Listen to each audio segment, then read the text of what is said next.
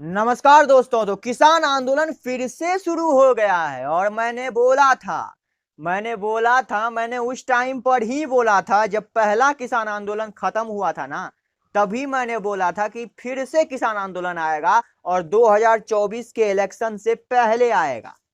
ये मैंने बोला था, उसी टाइम पर बोला था कि 2024 से के इलेक्शन से पहले ही एक और किसान आंदोलन फिर से होगा। और हालांकि वो वीडियो आपको अभी यूट्यूब पे नहीं मिलेगी, क्योंकि जब मैंने ये वीडियो बनाया था तभी दूसरे चैनल पे बनाया था और वो चैनल अभी हैक हो गया है, तो वो वीडियो अभी आपको नहीं मिलेगी। लेकिन मैंने बोला था और देखिए किसान आंदोलन आ गया ना। मैंने बोला था ना आएगा और आ गया। और इलेक्शन से ठीक 1 महीने पहले आया है। इलेक्शन में अभी सिर्फ डेढ़ डेढ़ महीने भी कहाँ, 1 महीने ही बचे हैं। 1 महीने पहले आ गया ना। तो अब सवाल उठता है कि आखिर इलेक्शन से पहले ही क्यों आया यह आंदोलन। आखिर इलेक्शन से सिर्फ 1 महीने बचे हैं इलेक्शन में, उससे सिर्फ 1 महीने पहले ही क्यों आ गया किसान आंदोलन। ये पहले भी आ सकता था या इलेक्शन के बाद भी तो आ सकता था। 1 महीने पहले ही क्यों आया। और मैंने बोला भी था इलेक्शन से पहले ही आएगा और वो आ भी गया। आखिर क्यों? क्योंकि किसान भी जानती है कि अगर सरकार से कोई बात मनवानी हो, कोई काम करवानी हो, कोई कानून बनवाना हो, तो यही टाइम है एकदम बेस्ट, इलेक्शन से ठीक पहले। क्योंकि इलेक्शन के बाद तो आप 1 साल 2 साल बैठे रहिए, कौन सुनने वाला है। बैठे रहिए आंदोलन में, सरकार का क्या जाता है। लेकिन इस टाइम पे ही काम हो सकता है। भारत एक लोकतांत्रिक देश है, ये आप लोग जानते होंगे 101%, और जानना भी चाहिए। तो ये कैसा लोकतंत्र है जहां पे लोग अपनी आवाज नहीं उठा सकते, लोग प्रोटेस्ट नहीं कर सकते, लोग आंदोलन नहीं कर सकते। किसान लोग आंदोलन करने के लिए दिल्ली जाने वाले थे, बीच में बैरिकेड लगा दिया गया बड़े बड़े। दिल्ली के चारों ओर, दिल्ली के बाउंड्री पे 10-10 फुट ऊंची दीवार बना दी गई। रोड पे कांटे बिछा दिए गए ताकि ट्रैक्टर उसके ऊपर से चढ़ के ना जा पाए। ऊपर से आंसू गैस छोड़े गए। सरकार ने पूरी कोशिश कर ली कि इस आंदोलन को कैसे भी करके दबा दो, क्योंकि ये इलेक्शन का टाइम है। अगर ये आंदोलन बढ़ा तो इलेक्शन में बहुत बड़ा फर्क आएगा। और यकीन मानिए, अगर राम भगवान का आशीर्वाद मोदी जी पे ना होता और अयोध्या का राम मंदिर 2024 में ना बना होता, तो बीजेपी 400 पार की उम्मीद नहीं करती ये किसान आंदोलन के बाद। फिर तो 300 पार भी हो जाए काफी है। तो आखिर किसान क्यों कर रहे हैं ये आंदोलन, उनकी मांग क्या है? तो उनकी तो पहली मांग है एमएसपी लाना, एमएसपी को लागू करना। तो अभी बहुत लोग बोलेंगे कि एमएसपी तो अभी भी है यार, इसमें नया क्या है। तो एमएसपी अभी तो है और एमएसपी के जरिए सरकार किसानों से फसल खरीदती भी है। लेकिन वो किसान से तब फसल खरीदती है जब सरकार को जरूरत होता है। और किसान ये चाहते हैं कि एमएसपी को एक कानूनी अधिकार बनाया जाए। एमएसपी मतलब मिनिमम सपोर्ट प्राइस, जिसके तहत फसलों का एक मिनिमम शुल्क तय किया जाता है, जिसके तहत सरकार किसानों से फसल खरीदती है। तो अभी अगर सरकार को जरूरत होती है कोई फसल की, तो एमएसपी के तहत जितना शुल्क निर्धारित किया जाता है उतना शुल्क में वो खरीद लेती। लेकिन ये जरूरी नहीं है कि सरकार खरीदेगी।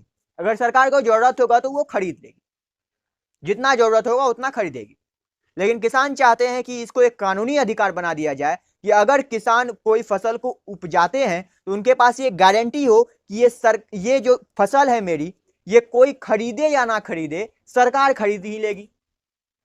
और इनका उनको अधिकार मिल जाए कि अगर मार्केट में कोई नहीं खरीद रहा है ये फसल, तो सरकार खरीद ले कि एमएसपी में जितना मूल्य निर्धारित है, ज्यादा ही मूल्य होता है एमएसपी में, जितना मूल्य निर्धारित है उतने मूल्य में सरकार को वो बेच दे। और उनको एक गारंटी हो कि मेरी फसल तो बिकेगी ही, मेरा मेहनत व्यर्थ नहीं जाएगा, मेरा पैसा व्यर्थ नहीं जाएगा, मेरा समय व्यर्थ नहीं जाएगा। लेकिन बीजेपी पूरी कोशिश कर रही है कि ये आंदोलन दब जाए।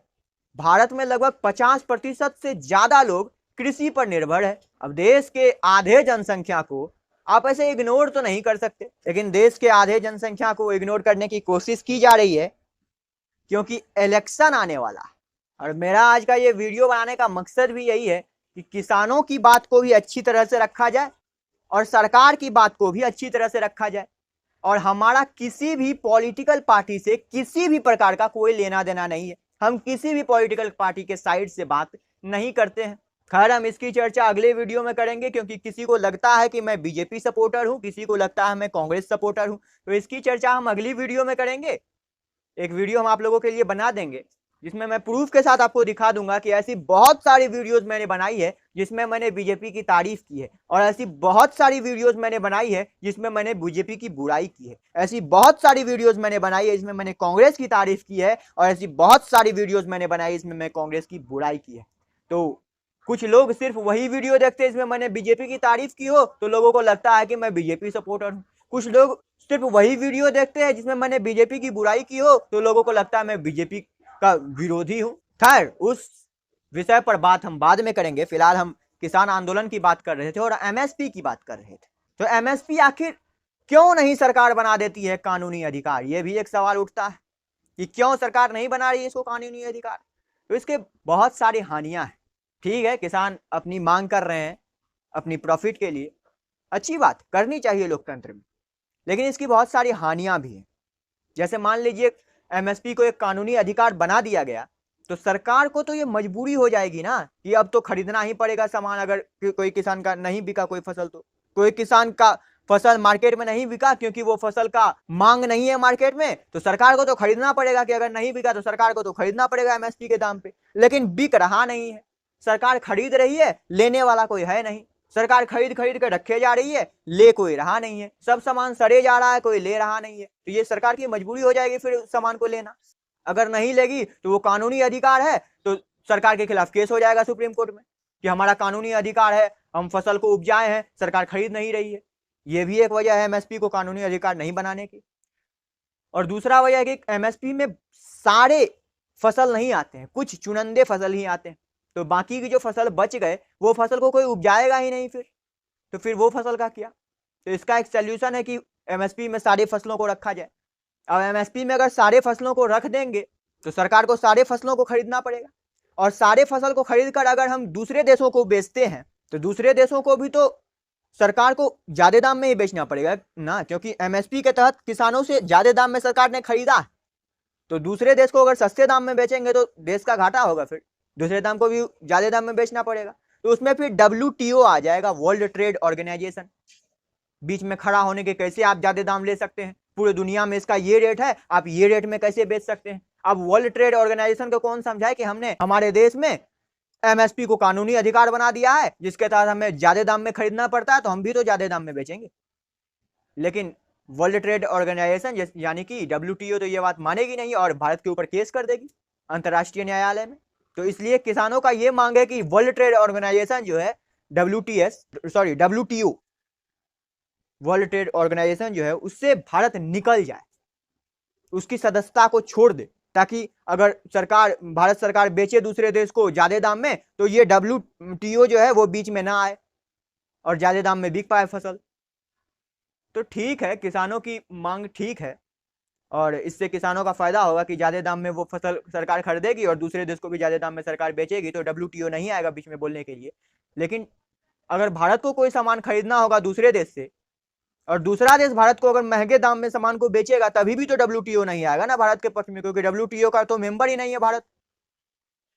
तो दूसरा देश तो फिर मनमानी करने लगेगा भारत पे कि हम इतने दाम में बेचेंगे, मेरे पास तेल है, हम तेल तुमको इतने दाम में बेचेंगे। तो भारत किसके पास जाएगा फिर? ये काम WTO का देखना है, WTO का भारत सदस्य ही नहीं है, तो फिर एक फायदे के लिए भारत का बहुत सारा नुकसान हो जाएगा। और एक एमएसपी का जो हानि है कि सारे किसान जो है फिर वो डिपेंडेंट हो जाएंगे सरकार पर कि हम कोई भी फसल उपजा रहे हैं सरकार तो खरीद ही लेगी, तो डिपेंडेंट हो जाएगी। तो इसी तरह से और भी बहुत सारी हानियां हैं एमएसपी को कानूनी अधिकार बनाने से, इसलिए सरकार एमएसपी को कानूनी अधिकार नहीं बना रही है। और दूसरा मांग जो है किसान का वो है कि किसानों का लोन माफ कर दो, कर्जा माफ कर दो। तो इसमें मैं किसानों के साथ नहीं हूं, क्योंकि मेरा ये मानना है, मेरा ये व्यक्तिगत मानना है, ये मेरा पर्सनल है। आप लोगों का अलग मानना होगा, आप लोगों की अलग विचारधारा होगी। मेरी ये विचारधारा है कि अगर आप किसी की एक बार मदद कर देते हैं तो वो फिर आप पर डिपेंडेंट हो जाते हैं। एक बार भारत सरकार ने किसानों की लोन माफ कर दी तो फिर वो भारत सरकार पर डिपेंडेंट हो जाएंगे और फिर से अगली बार लोन लेंगे और ये उम्मीद करेंगे कि फिर से भारत सरकार उनकी लोन को माफ कर दे। तो ये कोई एक सॉल्यूशन नहीं है किसी प्रॉब्लम का, बल्कि सॉल्यूशन ये है कि आप किसान को इतना सक्षम बना दें कि वो खुद अपने लोन को चुकाने में समर्थ हो। आप किसान को इतना ज्यादा सक्षम बना दें कि उन्हें लोन लेने की जरूरत ही ना पड़े, और अगर वो लोन ले भी तो भी वो खुद इतना समर्थ हो कि वो खुद अपने लोन को चुका सके। तो ये ज्यादा फायदेमंद होगा। इसके लिए आपको जो भी मांग करनी है सरकार से कीजिए, लेकिन लोन माफ का मांग के खिलाफ हूं मैं। तीसरे मांग की तरफ बढ़ते हैं कि तीसरा मांग क्या है। तीसरा मांग है कि किसानों को पेंशन दिया जाए। तो अब तो सरकारी जो काम करते हैं ना, सरकारी नौकरी जो करते हैं, उन्हें भी पेंशन नहीं मिलती है। तो सरकार किसानों को पेंशन देगी तो इसमें फिर तो सरकारी नौकरी जो करते हैं वो लोग नाराज हो जाएंगे कि हम लोग पूरे जिंदगी सरकारी नौकरी करते हैं, आप हमें पेंशन नहीं दे रहे हैं। फिर खैर ये तो सरकार और किसानों का लेना देना है, हमें उससे क्या। लेकिन मुझे नहीं लगता कि सरकार ये मांग को मानेगी। खैर आप लोगों को क्या लगता है कि कितना सरकार सही है, कितना किसान लोग सही है, ये चीज मैं आप लोगों के ऊपर छोड़ता हूं। तो आज के लिए बस इतना ही। नेक्स्ट वीडियो में फिर मुलाकात होगी किसी नए टॉपिक के साथ। तब तक के लिए धन्यवाद। और हाँ, कमेंट में जरूर बताइएगा कि कौन कितना सही है, कौन कितना गलत है। जय हिंद, वंदे मातरम।